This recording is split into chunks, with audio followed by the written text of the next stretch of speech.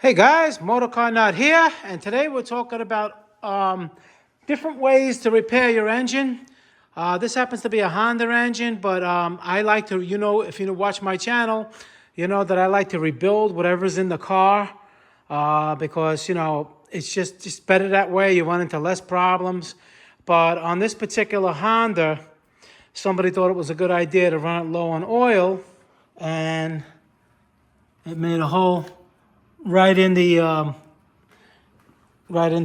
block on that side and underneath. So basically, when it's like that, it's no sense trying to get a block, from a blown engine.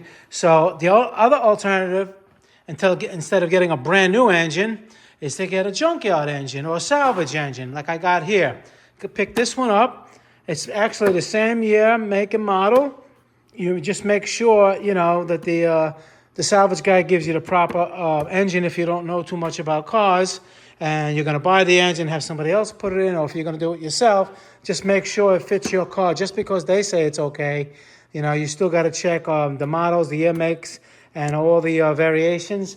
On some cars, some engines, you may have to use your manifold. And, in other words, the block and the heads, the long block is good, but it may be the intake or the exhaust is a little bit different, so you may have to use yours. So what I'm going to do, this was a low mileage engine. This only has 69,000 miles on it, so I'm going to use all the externals of this engine, and I'm just going to use the head, just the bare long block on this one. So that's just another way to do it.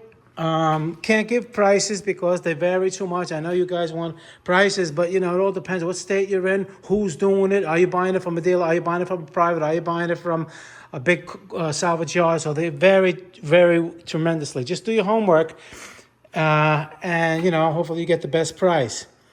All right. So like I said, I can fix pretty much anything, but when you have holes in the block like this, destroyed the block, destroyed the cams, destroyed the crank, the rods and everything like that. It's just, you can't do nothing with that block. It's junk. All right. So I thought I'd make a little quick video, but, this one, and, sometimes, it's always good to have a low mileage engine, but not necessarily. This is a low mileage engine. It's junk.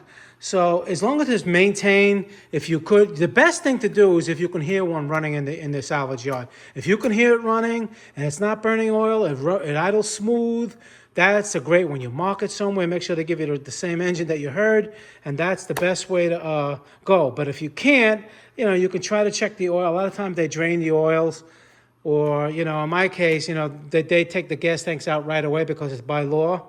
So you can't really hear them run.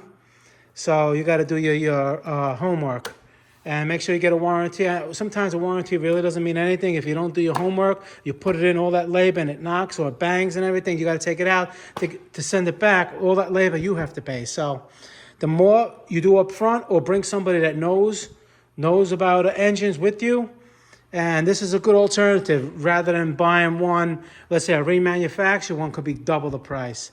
If it was maintained properly and it runs it runs nice and smooth, that's the best bet.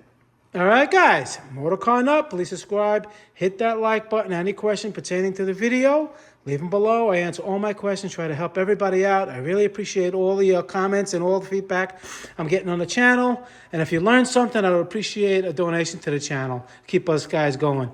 All right, guys, I'll see you in the next one. Thank you very much for watching.